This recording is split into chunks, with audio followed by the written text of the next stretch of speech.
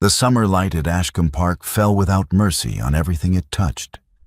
The white tablecloths, the crystal glasses, the careful arrangements of 40 guests who had dressed themselves for exactly this kind of afternoon. Julian Ashcombe, Duke of Renfield, stood on the terrace above the lawn with a glass of claret he had not once raised to his lips. And he watched his brother make Nora Linfield laugh. Not the polite laugh she distributed across drawing rooms like a hostess distributing biscuits. The real one. The one that threw her head back and closed her eyes and left her breathless for a moment before she recovered herself and pressed her fingers briefly to her mouth as though she'd surprised herself with her own delight. Julian had spent 3 years cataloging the difference between those two laughs. He had never, in those 3 years, been the cause of the second one. Rafe had managed it in under 4 minutes with what appeared, from the terrace, to be a genuinely terrible pun. Julian set his glass down on the stone balustrade with rather more precision than the action required, and he looked away. And then he looked back, because apparently he had no more control over that than he had over the weather. Rafe was leaning in now, that easy, unguarded lean that came naturally to men who had never been taught that every movement they made was being observed and assessed and recorded.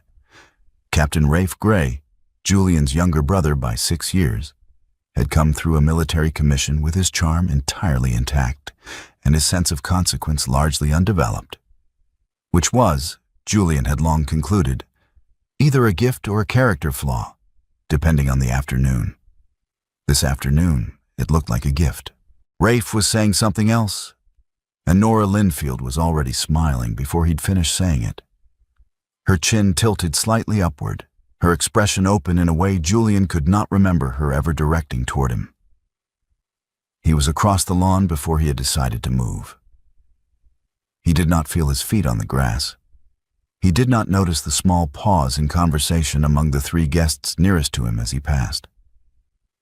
He was aware, in some distant and administrative corner of his mind, that 40 people were present and that the afternoon was bright, and that there was absolutely nothing about his trajectory that could be described as unobserved. None of this stopped him. He arrived at his brother's side, and he looked at Nora Linfield, and the sentence was out of his mouth before he had chosen a single word of it. Wrong brother, darling. The lawn went quiet in the particular way that English lawns go quiet when something has been said that cannot be unsaid. Not a sudden silence, but a gradual one, spreading outward from the 3 of them like a stone dropped in still water. Rafe's expression moved through something complicated too quickly for Julian to follow. Nora turned, and her face did something Julian had never seen it do before. It moved from startlement into something that was not quite amusement and not quite something else. And she held his gaze for a moment that felt considerably longer than it was. Then she asked, in a voice pitched with complete precision to carry exactly as far as she intended it to carry, which was to say, far enough for the 6 people in their immediate vicinity to hear every syllable. "Whatever do you mean by that, Your Grace?" Julian became, in that moment, fully aware of 40 witnesses. He became aware of his own open mouth. He became aware that he had crossed a lawn in front of half the county to deliver a sentence he had not planned, to a woman who was now looking at him with bright, expectant eyes, and the particular expression she wore when she was enjoying someone else's difficulty, and that the entire situation was his own fault in every particular.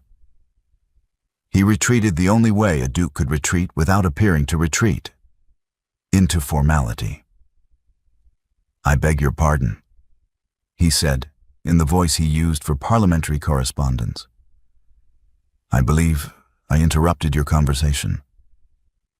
Nora's expression shifted. The amusement remained, but something behind it sharpened. "You did?" she agreed pleasantly. "And then you said something rather interesting, and now you stopped." I misspoke, Julian said. Did you? The heat, he said, which was not a sentence. Rafe, beside him, made a sound that might have been a cough. Now the heat, Nora repeated, and her tone was perfectly courteous, which made it considerably worse than if she'd laughed at him outright. Of course. How sensible of you to mention it. Shall I have someone fetch you a glass of water, Your Grace? That will not be necessary, Julian said, and excused himself with the precision of a man who has just done something irreversible and is choosing, for the moment, to walk away from it rather than examine it too closely. He made it to the far end of the terrace before he stopped. Behind him, he could hear the lawn resuming itself. Small pockets of conversation restarting, the clink of glass, the particular bright hum of 40 people who have just witnessed something and are now discussing it with great enthusiasm and no intention of stopping. He did not turn around. He stood with his back to the garden and looked at the stone wall of the house and understood, with a clarity that arrived rather late to be useful, that he had just publicly claimed Nora Linfield in front of everyone who mattered in this county. And then, when she had asked him directly what he meant by it, he had said the word heat and walked away. He had spent 33 years being the responsible one. He had spent 17 of those years running an estate and a dukedom and a family after his father's early death, making correct decisions at the correct moments and saying the appropriate thing in every social situation that arose.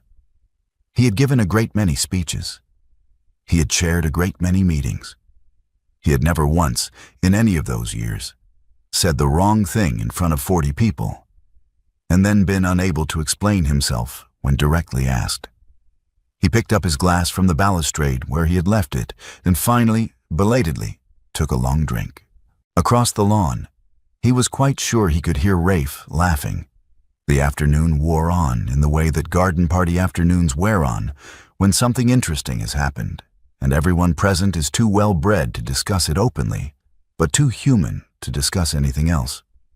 Julian spoke to 3 people about the drainage of the lower field, agreed with 2 others about the likely outcome of the county fair, and accepted a plate of sandwiches he had no intention of eating.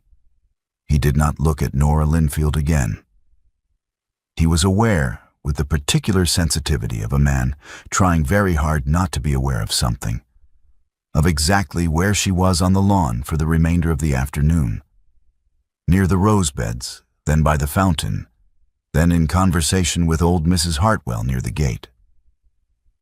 And he did not look at her once, and this cost him considerably more effort than it should have. When the guests began to take their leave, Nora passed him on the terrace steps. She did not stop. She offered him a small, perfectly contained smile. The hostess variety, distributed evenly to everyone. And then she walked down the steps and across the gravel to where her mother's carriage was waiting. Mrs. Linfield, he noticed, was looking at him over her daughter's shoulder with an expression he found immediately alarming. He had made a mistake. He was not yet certain of its full dimensions, but he was quite certain it was not small. He watched the Linfield carriage move down the drive, and the afternoon closed around him, bright and cheerful and completely indifferent to what it had just witnessed. Nora woke the next morning to the sound of her mother's writing desk drawer opening. This was not a sound that Mrs. Linfield's writing desk drawer typically made at 7:30 in the morning, and it was not a sound that boded well for the day. Nora lay still for a moment, cataloging the evidence. The drawer, the early hour, the particular quality of her mother's footsteps in the room below. Quick, purposeful. The footsteps of a woman in possession of a plan. She was downstairs in 10 minutes. Her mother was seated at the desk in the morning room with a sheet of cream notepaper, a freshly trimmed pen, and the expression she wore when she was composing what she called a friendly note. which was to say a letter with a specific objective dressed in social pleasantries. "Who are you writing to?" Nora asked. "The Dowager Duchess," her mother said, without looking up. "Just a brief word. I thought I'd inquire about her spring availability." "Spring availability," Nora repeated. "For a small gathering. Nothing formal." Nora sat down in the chair across from the desk. "Mother, stop. I'm only being neighborly. You are writing to the Duke of Renfield's mother at 7:30 in the morning because his son said 2 words on a lawn yesterday and then couldn't explain them." Mrs. Linfield set down her pen with the air of a woman making a great concession. "He said 4 words, Honora, and he crossed the entire lawn to say them. He said 4 words, and then said heat and walked away," Nora said. "That is not an understanding. That is not an agreement. That is not even a complete sentence. It is one incomplete claim, made in front of witnesses, by a man who then retreated into formal courtesy the moment I asked him what he meant." "The meaning was perfectly clear," her mother said. "The meaning was not clear.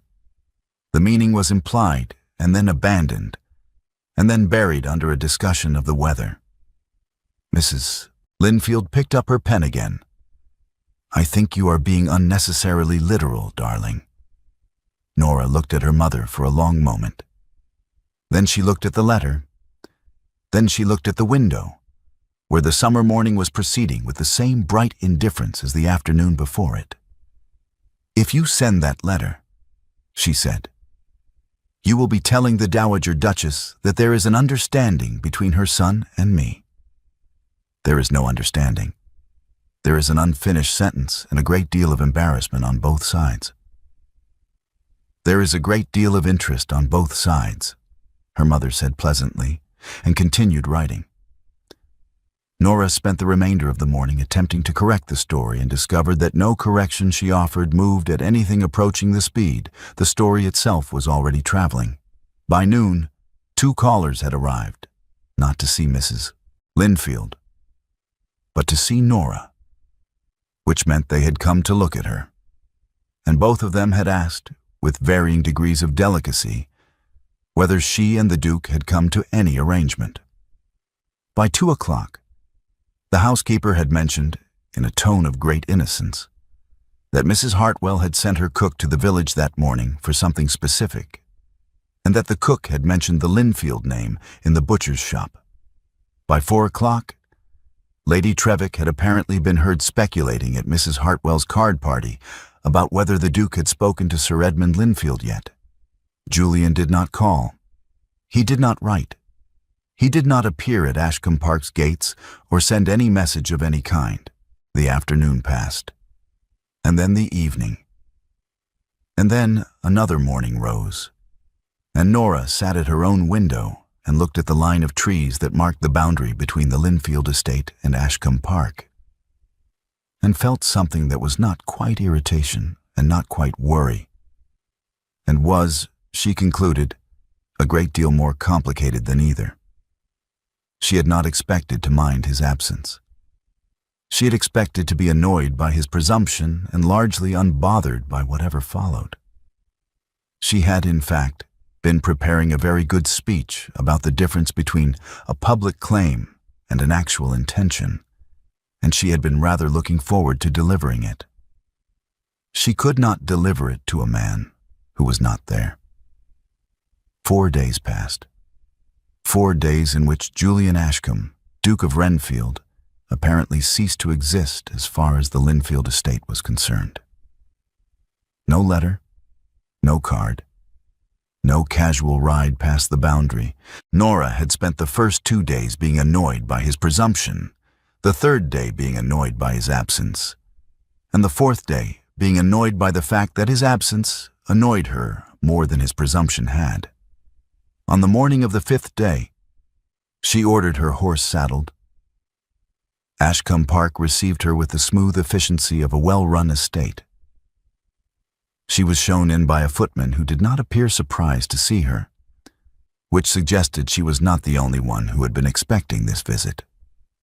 She was led to the library, where Julian was standing at the far end of the room beside a desk covered in papers.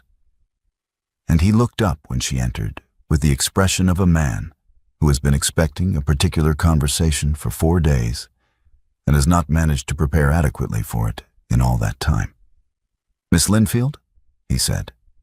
"Your Grace," she said, and sat down in the chair nearest to her without being invited to, because she was not in the mood for the performance of social niceties, and she suspected he knew it. He did not sit. He stood beside the desk with his hands resting on the papers, and the library settled around them in the particular way of rooms that are accustomed to containing important conversations. The shelves of books, the fading afternoon light through the tall windows, the faint smell of beeswax and old paper. "I suppose I owe you an explanation," he said. "I'm not here about the lawn," Nora said. He looked up at that. "You're not." "I'm here because you've been avoiding me for 4 days," she said. "I should like to know why." He tried the correct, dukely answer. He said something about the demands of the estate, the season's accounts, a matter of drainage in the lower field that had required his personal attention. He delivered it with the smooth competence of a man who had been giving correct, dukely answers for 17 years, and it sounded exactly like what it was. "Try again," Nora said. He was quiet for a moment. Then he tried a second answer. Something about not wishing to cause her further embarrassment, about understanding that the scene on the lawn had placed her in an awkward position, about his intention to allow the matter to settle quietly without further imposition on her. "That's better," Nora said, "but it's still not true, or not entirely." He looked at her then, actually looked at her, not at the space slightly to the left of her that men looked at when they were managing a conversation rather than having one. Something in his face shifted. Not much. Enough. "I told you I misspoke," he said. "You told me the heat," Nora said, which was not even a complete sentence. He agreed quietly. "No, it was not." She waited. He moved away from the desk, not toward her, but to the window, where he stood with his back half turned and looked out at the grounds for long enough that she began to wonder if he intended to answer at all. Then he turned back, and his hands were no longer on the desk, and there was nothing between him and the room. And he said, in a voice that had lost its parliamentary quality entirely, "I have watched you laugh easily with every man in this county for 3 years. Every man except me. And I told myself it was because you found me dull, which was your prerogative, and I accepted it, and I managed it." And then Rafe leaned in to say something else. He stopped, started again. "I said what I said because I could not stand one more evening of it. And I have been avoiding you since because I said it in front of half the county, and I have no idea what to do now that it is said. And I am quite aware that I have handled this badly from beginning to end." The library held the silence after this with some care. Nora looked at him, at the set of his shoulders, at the careful way he was standing, at the particular quality of his stillness, which she had always read as boredom and was now reading, with a small shock of recognition, as something else entirely. She had assumed, for 3 years, that Julian Ashcombe had no strong feelings about her presence or absence, because he had never once shown her any. She had assumed dullness where there was only discipline. She had assumed indifference where there was, apparently, a man holding himself very still so as not to want something he had already decided he could not have. She stood up. She crossed the room to where he was standing. She reached out and took his hand off the desk. He had moved back to it without noticing, retreating behind it the way he retreated behind formality.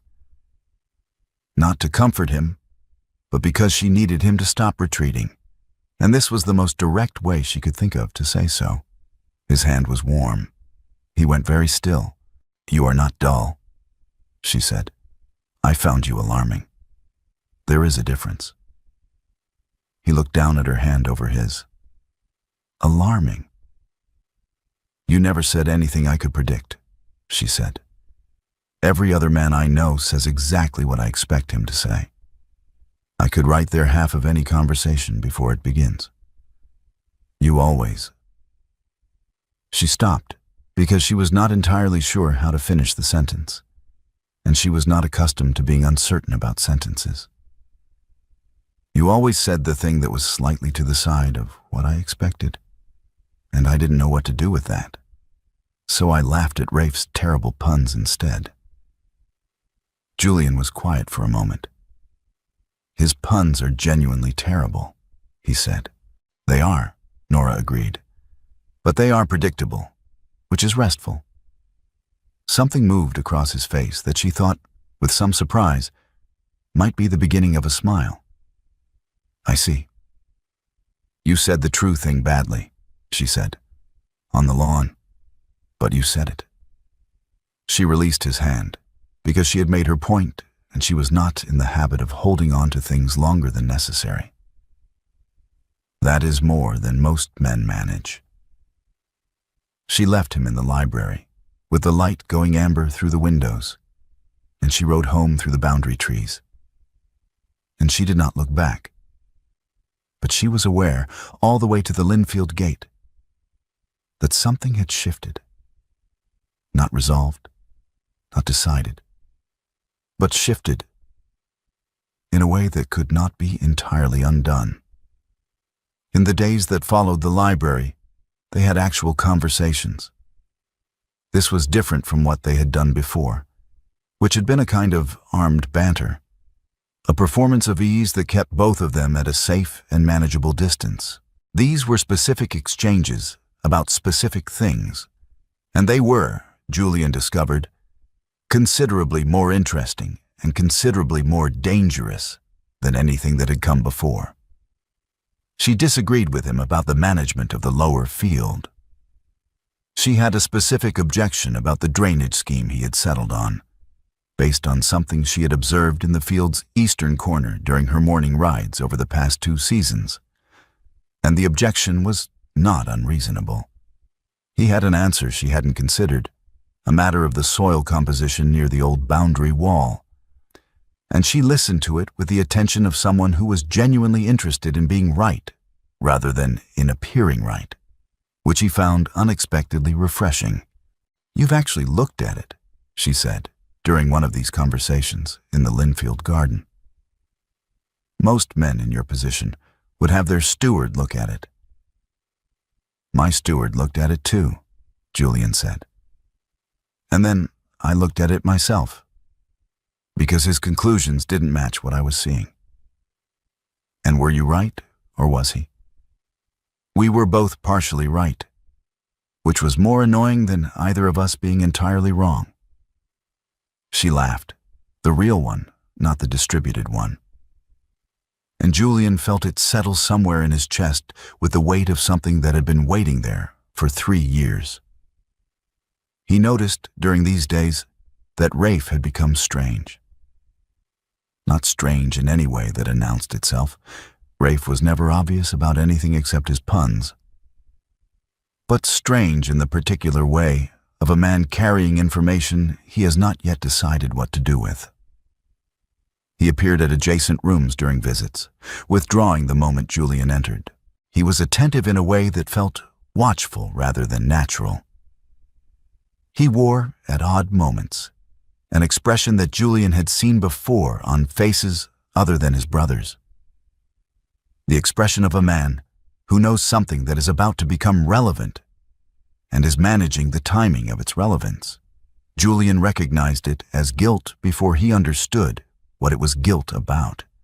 At a small dinner at the Linfield estate 4 days after the library, Mrs. Linfield began steering the conversation with the practiced efficiency of a woman who has been planning something for longer than anyone realized. She was asking Nora, with a pleasantness that had the texture of inevitability, about the summer schedule. Whether the second garden party might be a suitable occasion for a more formal gathering. Whether the county families might expect some announcement of particular interest. Julian watched Nora's face go carefully still. He said, before Nora could speak, "I believe the second garden party is still some weeks away, Mrs. Linfield. There's time enough for arrangements." Mrs. Linfield turned to him with an expression of perfect delight. "Of course, Your Grace. I only meant to say that certain things benefit from being decided in advance. Don't you agree?" "I think certain things benefit from being decided at all," Julian said, "rather than decided in advance of the parties concerned." Mrs. Linfield's smile did not waver. She redirected the conversation toward the county fair. Across the table, Rafe was watching this exchange with an expression that had moved past guilt into something Julian could only describe as a man who was watching a situation he helped create proceed toward consequences he had not entirely anticipated. The stable yard at Ashcombe Park was quiet on a Tuesday morning, and it was in the stable yard that Rafe finally said what he had been not saying for 4 days. Julian had come out to check on a mare that had been off her feed, and Rafe had followed him, not casually, but with the deliberate step of a man who has decided to do something before he loses the nerve for it. Julian was at the stall door when Rafe said, from behind him, "I need to tell you something." Julian turned. Rafe was standing in the middle of the yard with his hands in his coat pockets and his expression carrying none of its usual ease. "Aunt Millicent," Rafe said. Julian waited. "She asked me," Rafe said, 2 seasons ago. "She asked me to make sure Miss Linfield was always laughing at something at every party, to keep her entertained, keep her looking my way so that you could—" He stopped. Tried again. "So that you could work up the nerve to speak to her. She said you'd been mooning over the woman for 2 years and were going to let it come to nothing out of sheer stubbornness, and she wasn't going to allow it." The stable yard was very quiet. Julian looked at his brother for a long moment. "You were never courting her," he said. "I was never courting her," Rafe confirmed. "I was keeping her distracted. We were—" He made a gesture. "We were co-conspirators, Jules. Or Aunt Millicent and I were, and you were the subject of the conspiracy, which I realize is not the same thing." Julian said nothing. He turned back to the mare's stall and stood there with his hand on the door, and Rafe had the good sense to wait. What Julian felt, working through him in the silence, was several things at once, and not all of them had names. There was fury at the manipulation, clean, clear, entirely directed at his brother and his aunt, and the cheerful confidence with which they had arranged his personal life without consulting him. Underneath the fury was something colder and more specific. The understanding that his sentence on the lawn, the unplanned, unrehearsed, genuinely spontaneous worst moment of his social life, had not been spontaneous at all. It had been the product of 3 years of careful engineering. He had been positioned to feel exactly what he felt at exactly the moment he felt it, and he had performed his assigned role with complete fidelity. And the only unrehearsed element was that he had said it out loud. He turned back to Rafe. "You kept her laughing," he said, "so that I would watch her laugh. And eventually I would say something I couldn't take back." "That was approximately the plan, yes," Rafe said, "and the plan worked."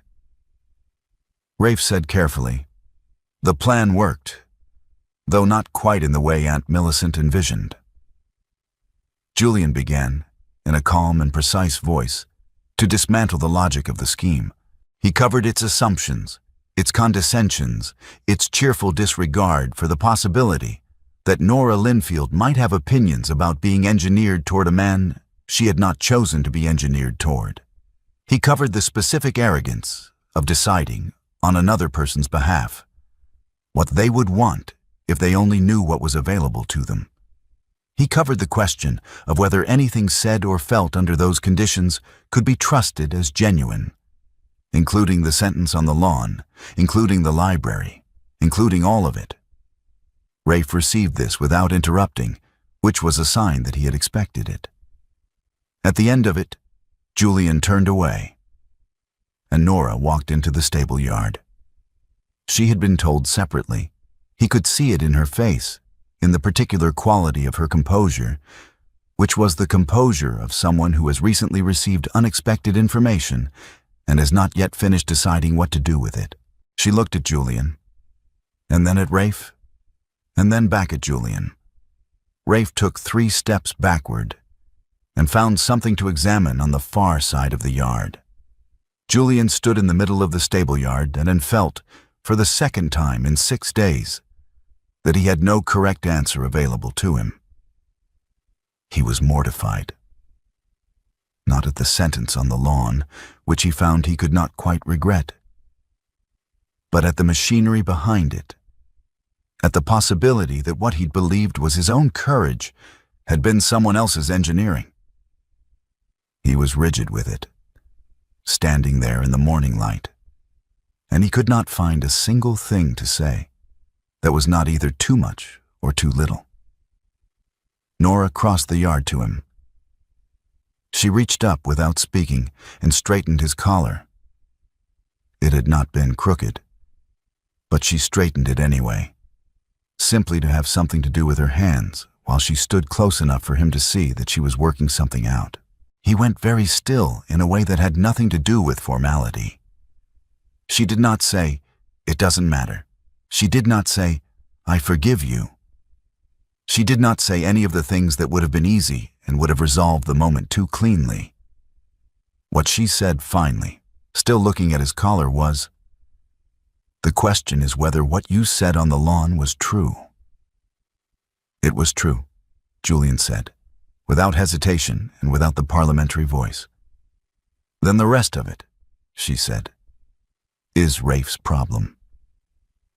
She glanced across the yard where Rafe was still examining the far wall with great attention. "And your aunt's." She stepped back. The morning held them both.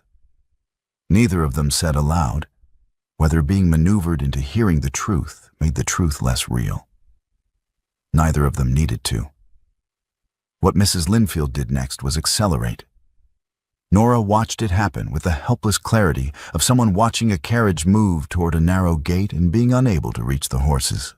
Invitations were drafted for the second garden party. Not sent yet, but drafted, which was its own kind of statement. Lady Trevick had been heard speculating at no fewer than 3 card parties in the county, each speculation slightly more detailed than the last about the expected announcement. The Dowager Duchess received 2 more friendly notes.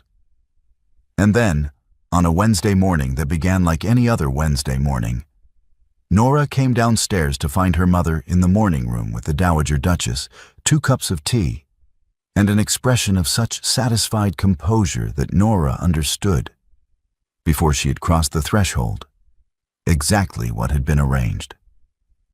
Julian was already there. He was sitting on the sofa across from both mothers, and he was wearing the expression, the correct, dukely, parliamentary one, that Nora had learned to read as a man holding himself at distance from his own feelings. She sat down. The morning room settled into its performance. The Dowager Duchess was perfectly pleasant. Mrs. Linfield was perfectly pleasant. The conversation moved with the smooth inevitability of a river finding its course, toward the second garden party, toward the question of what the county might expect, toward the general understanding, never stated directly, because that was not how these things were done, that 2 families long connected by proximity and affection might soon be connected by something more formal. Julian said the correct things. He said them with complete technical proficiency. Nora watched him from across the room, and felt something that was not quite fury and not quite grief. Something more specific than either. The feeling of watching a man choose the safe answer over the true one, because he had been frightened into caution by the things she'd done in the stable yard, or by Rafe's confession, or by all of it together. She was 2 sentences away from saying something that would have ended the morning room visit, the second garden party, the invitations, and quite possibly the county's interest in either of them for the remainder of the season. She had the sentence ready. It was clear and final, and would have been, she knew, a satisfaction in the moment and a cost afterward. She stopped herself, not because she was afraid of the cost, because she recognized, with a fairness she did not particularly enjoy feeling, that Julian had not designed the scheme that had trapped them both. He had not written her mother's letters or issued Lady Trevick's speculations or drafted the invitations for the second garden party. He had said 4 words on a lawn and then told her the truth in a library, and the machinery that had built itself around those 2 things was not his machinery any more than it was hers. Punishing him for it would be its own kind of injustice. She stayed. She performed the morning visit with the same technical proficiency he was performing it with. And when the Dowager Duchess and her mother moved to the window to admire the garden, she looked across the sofa at Julian and found him already looking at her. He looked, she thought, like a man who was very tired of being careful. She understood that feeling completely. The orchard between the 2 estates was not a formal garden. It was the kind of place that had accumulated itself over decades. Apple trees planted at different times by different hands, the grass underneath long and uneven, the whole thing shadowed and slightly wild at the edges. Nora found it useful when the house was too loud and the grounds too visible from the windows. And she had gone there on 3 previous evenings in her life when she needed to think without being watched. She did not expect Julian to be there. He was standing near the oldest apple tree, his coat on, his hands at his sides, looking at nothing in particular, with the expression of a man who has also found the house too close and the evening too full. He heard her footsteps on the uneven ground and turned. And for a moment, they both simply looked at each other in the fading light. "The library," she said. "The morning room," he said. Neither of them elaborated. They had both found the same orchard at the same hour for the same reason, and they both knew it. And there was something in the knowing that made words feel both necessary and beside the point. He did not declare himself. She did not withdraw. They stood near each other, close enough that when the evening breeze moved through the apple trees, her sleeve brushed his arm, and neither of them moved away from it.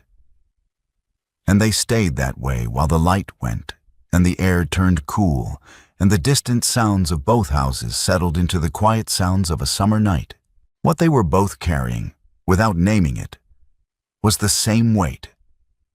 2 days until the second garden party, Mrs. Linfield's careful steering, Lady Trevick's appetite for either a wedding or a scandal, and no agreement between them.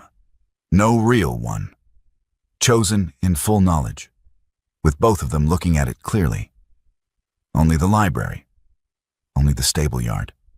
Only this orchard, which was not a plane and not a promise, but was at least true. The cold drove them in eventually, as it always did. He walked with her to the edge of the orchard, where it met the Linfield grounds, and they parted there without making any arrangement. And Nora walked back through the long grass toward her house, and understood, with perfect clarity, that she was going into the second garden party with nothing settled and no way out that did not cost something. She found, to her own surprise, that she minded this less than she'd expected to. The second garden party was Mrs. Linfield's masterpiece. She had arranged it with the precision of a general, the guest list calibrated for maximum social weight. The afternoon time to allow for the natural gathering of groups after the meal. Lady Trevik positioned near the center of the lawn, where her presence would lend its own particular gravity to whatever was announced. The weather had cooperated. The tables were perfect. 42 guests moved through the Linfield garden with the collective awareness of people who have been told, through various informal channels, that something worth witnessing is likely to occur.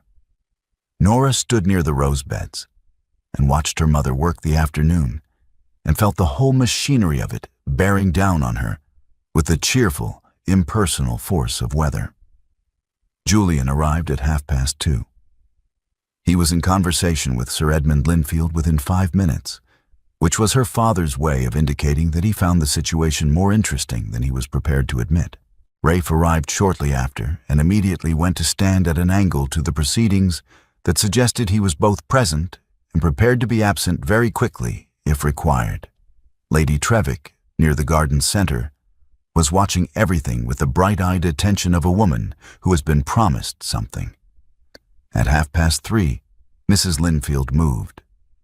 She moved through the gathered guests with the ease of a woman entirely at home in her own garden, drawing the afternoon's conversation toward her with small, practiced gestures. A word here, a direction there, until the guests had arranged themselves, without quite knowing they had done it, into the loose circle of an audience. She positioned herself near the central table, and she began to speak. "What a particular pleasure it is," Mrs. Linfield said, in the carrying voice she used for moments of social significance, "to have so many dear friends gathered here on such a lovely afternoon. I know many of you have heard." A small, delighted pause, some happy news regarding two families long connected by friendship and by the fortunate proximity of our estates. "And I am Mrs. Linfield." The voice was Julian's. It was not loud. It did not need to be. It had the quality of a voice that had spent 17 years being listened to, and the garden responded to it the way gardens respond to things that cannot be taken back, with immediate, complete silence. Mrs. Linfield stopped. Julian was standing at the edge of the gathering. He was not looking at Mrs. Linfield. He was looking at Nora. "I beg your pardon," he said, and the courtesy was genuine, and the interruption was deliberate, and the lawn was now holding 42 people in absolute stillness. "I find I must speak before you continue," Mrs. Linfield said, with admirable composure. "Your Grace?" "I will not," Julian said, still looking at Nora. "Allow Miss Linfield to be married by momentum instead of by her own choice." Lady Trevik made a small sound that might have been a gasp and might have been something else. "I have said things," Julian continued, "that were said in public and without sufficient thought. And those things have become, through no one's particular intention, a set of expectations that neither Miss Linfield nor I agreed to. I am not willing to allow those expectations to substitute for an actual decision." He paused. "So I am asking, here, now, in front of everyone." The garden was very quiet. "If you want this," he said, and his voice had shed every remaining layer of the parliamentary manner, and what was left was simply a man saying the true thing instead of the correct one. "Then choose it. Today, in front of all of these people. Knowing that I am asking you properly, and that you are choosing, and that it is yours to choose." He held her gaze. "And if you do not want it, say so. I am fully prepared for that answer. I would rather have the honest one than the convenient one." Nora looked at him. She looked at him across the Linfield garden in the full summer light, with 42 witnesses and Lady Trevik and her mother and Rafe all arranged around them.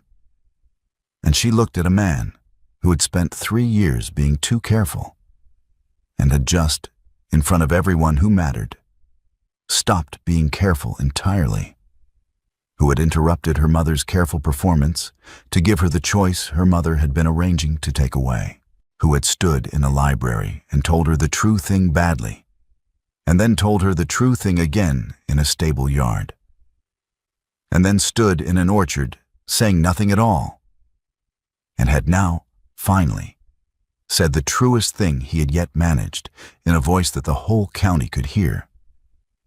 She crossed the lawn. She kissed him before she spoke a single word, because the word was already decided and had been, she understood now, since the library, and because some answers are clearer when given without language first. The lawn received this. Lady Trevick's hunger for scandal shifted into something that did not have a name, yet but would, in subsequent retellings, be described as unexpectedly moving. Mrs. Linfield's face moved through 3 separate expressions before arriving at one that was, against all odds, genuinely pleased. Rafe, at the edge of the gathering, let out a breath he appeared to have been holding for approximately 2 seasons. Nora stepped back and looked at Julian, and Julian looked at her, and she said, in a voice pitched for him rather than for the lawn, "Yes, obviously, you impossible man." He laughed. It was not the parliamentary laugh or the managed laugh or the laugh he distributed at county functions. It was the real one, and the lawn heard it, and no one present would forget it. One autumn together, and then one winter, and then one spring. The county made its adjustments, as counties do, and discovered over those months that the Duke of Renfield was not, in fact, as unremarkable as his public manner had suggested. He could be made to laugh in company. His wife had a particular talent for it. And he had opinions about estate management that he expressed with a directness that was sometimes startling and always worth hearing. The new Duchess of Renfield did not become easier to argue with after marriage, which her husband appeared to find entirely satisfying, and which the county found, after an initial period of adjustment, rather more interesting than the alternative. Julian found, that autumn and winter and spring, that there was a specific pleasure in being known by someone who had chosen to know him. Not because he was the Duke, not because he was the responsible one, not because he was the correct answer to a practical question, but because she had stood in a garden with the whole county watching and decided, for her own reasons, that he was what she wanted. He had spent 17 years being necessary.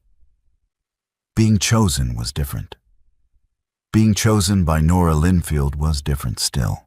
She disagreed with him about the lower field drainage for the entirety of that autumn. And she was, in the end, partially right, and he told her so. And she said she was entirely right, and he said she was not.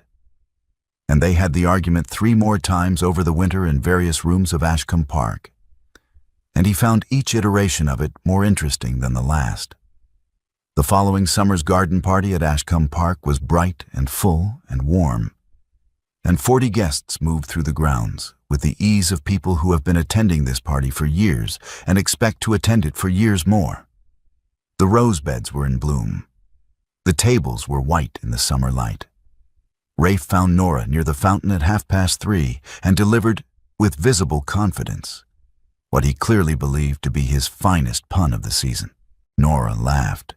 The real one, head back, eyes closed, the laugh that had always been the truest thing about her. And then she turned to Julian, who was standing beside her. Not on any terrace with an untouched glass and a jaw tight with 3 years of silence, but right there, close enough to hear every word of it. And she said, "That was actually his worst one yet." Julian considered this. Worse than the one about the hedgerow? Considerably. I hadn't thought that possible. Neither had I, Nora said. And yet, here we are. Rafe, who had been listening to this assessment with the expression of a man who had expected a better reception, said that he thought they were both being deeply unfair, and Julian said that he agreed with his wife, which was a sentence he had found, over the course of the past year, to be both entirely accurate and endlessly useful. The lawn held them, all three of them, and the 40 guests, and the summer light falling without mercy on everything it touched. And everything that had been arranged in secret and seized in public and chosen in the open was, by now, simply theirs. Not remarkable. Not a story anyone needed to tell anymore, because it had become something better than a story. It had become ordinary. The best kind of ordinary. The kind that had cost something to arrive at, and that both of them knew the price of, and that neither of them, on any afternoon that followed, forgot.